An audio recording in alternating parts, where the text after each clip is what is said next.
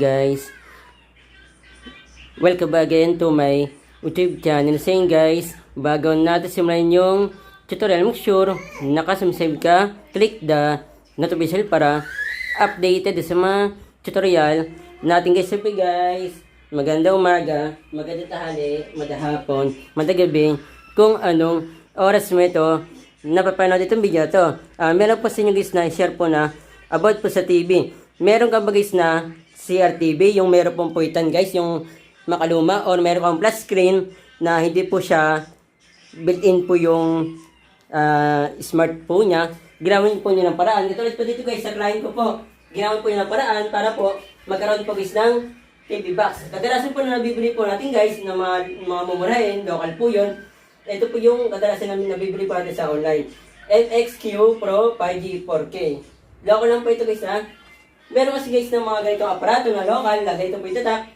Napakaswerte po nyo kahit na local po siya, kahit napatay po natin yung saksakan po nito, automatic po siya guys na nag-update. Pero dito sa client ko po, yung napili po niya, ay napakamalas niya po kasi nga po, hindi po siya nag-update. Nais ko na po siya nung nakaraan kasi alam po, nag-brown out lang po siya.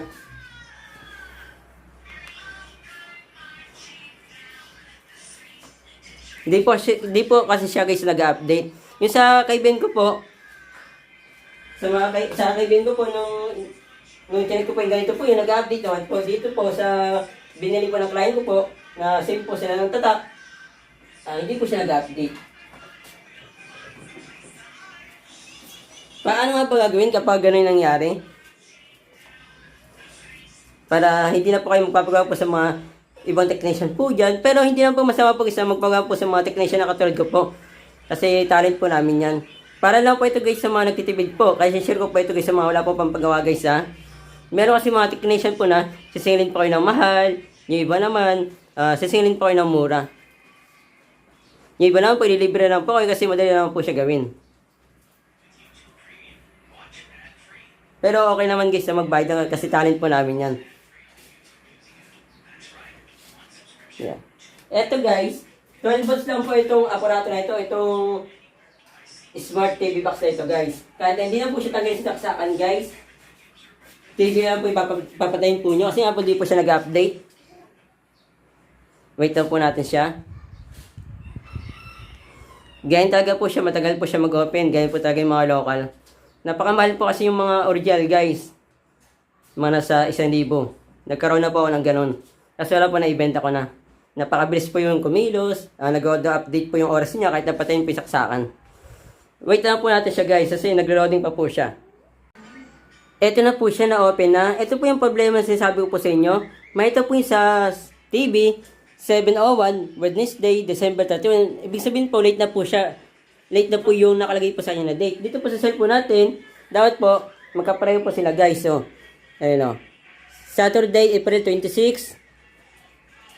Ayun, doon ay nakalagay ay 7:01 Wednesday, December 31. Try natin na mag-internet. Try natin mag-YouTube.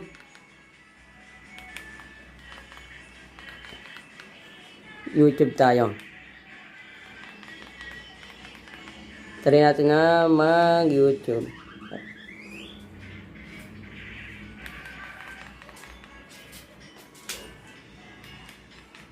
YouTube tayo. Pakita ko po sa inyo guys na ayaw po mag-internet po yan. Ayun po yung sasabi ko po sa inyo na problema. Oh. Kapag hindi po siya nakaset sa date po, ayun na hindi po siya gumagana po yung internet. Kahit na nakonect na po tayo sa hotspot or sa data guys. Sa wifi. Yun nga. Sa hotspot nga, sa data nga. Ayan. Ayaw. Back natin. Punta po tayo dito sa settings. Panoodin po itong full video na ito para hindi na po magtatanong po sa video na ito. Settings po tayo. Settings.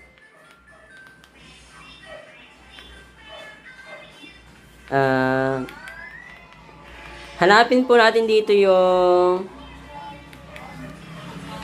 yung date po dito guys sa settings. Yan, nakita ko na po yung date and time. Ito na po siya. Hello, nakita po nyo, naka-automatic update po siya, pero hindi pa rin po siya naka-date.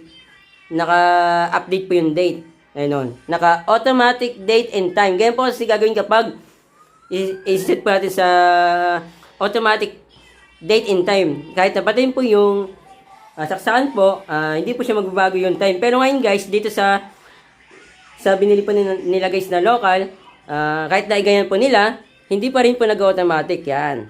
Ayun o. Hindi pa rin nag-automatic guys. Then, gagawin po nyo, tanggalin po yung automatic date and time. Then, pindutin po yung automatic date and time ulit. Ayun o. Ayun o, na ito po nyo, sa cellphone ko,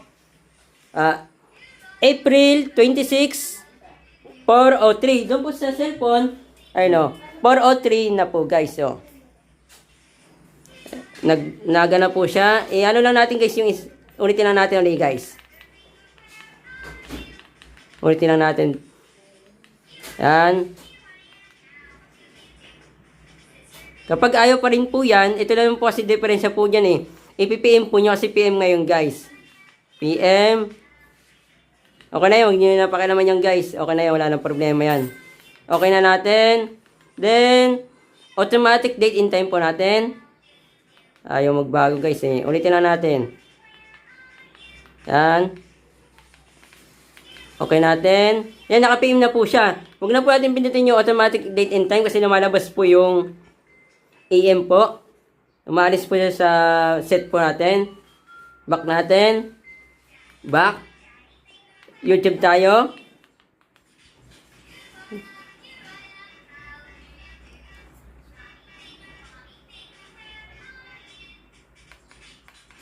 Muhiljin. Yan. Yan.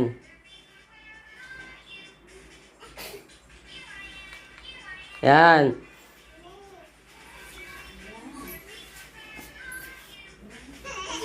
So yun guys, okay na po siya. Ganun na po gagawin po nyo. Kapag natanggal po yung saksakan, nakaset na po siya sa date, ganun na po gagawin po nyo. Ayun o. Ayun o. At halimbawa guys, pakita ko po sa inyo. Papakita ko po sa inyo guys na hindi po siya nag-automatic update. Yun na rin, natanggal mo natin saksakan. Kung sino man nakatanggal ng saksakan guys. So, binuksan nyo, hindi po siya mag-automatic update po siya. Ulitin po natin siya. Wait lang po natin siya guys ha. Papakita ko po sa inyo na hindi talaga siya nag-automatic update po siya. Baka sabihin nyo guys, nagsisoring po ako. Pasensya po kung hindi po napag-vlog po ng ilang buwan kasi nga po inuubaw po guys. Pero ngayon, babawi po ko sa inyo para marami po kayo matutunan po sa akin. Kahit na mga basic lang. Hindi po ako magaling. Kumbaga, experience na po yung mga nalalaman ko guys. Then, tinuturo ko po sa inyo. Wait lang natin yan guys kasi medyo matagal po yung mag-open. Pause ko muna itong video na ito. Ayun na naman siya guys. So, 07:01 Wednesday, December 31. YouTube tayo. Ibig sabihin, hindi na po siya nakaset. Once na pinatay po nyo. Huwag niyo na pong patayin po yung aparato po ng TV box po nyo. Kahit na TV lang po ipatayin po nyo, okay na naman po guys. Kasi mahina lang po siya kumonsumo sa kuryente. Gagawin po nyo guys, kapag nag-brownout po sa inyo, hindi nyo tinatanggal saksakan po, punta lang po kayo sa settings. Para matutunan po nyo ito guys. Ayun o. Then punta po tayo sa baba natin sa date and time. Ayun o. Yan. Date and time.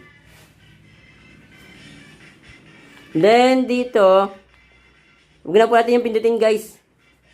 Pindutin muna natin guys na isang beses po yan para magpunta po dun sa 4 o'clock. Yan po yung shortcut eh. Yan. 4 o'clock na po siya. Pakita ko po sa inyo. Ano, 4:08 na po siya. Sunday, April 26. Same na po sila. Then, dito po sa oras na po yung guys. Gagawin lang po natin siya guys ng PM. PM. Yan na po ibabagawin po natin. Huwag na po natin iset sa automatic date and time kasi mawala na naman po siya mag-ibang oras na naman. Yan. Ganito lang gagawin po nyo kapag nag-brownout po or nahugot po yung saksaan po ng TV box po nyo. YouTube po tayo.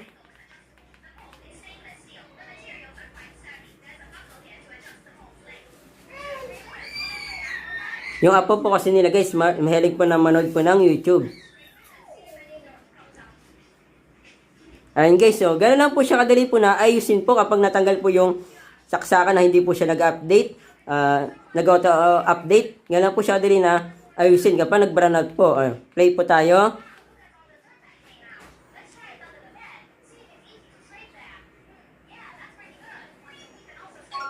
Ayun o. Okay na po siya. Matutuwa na po yung apo po nila. Ayun o.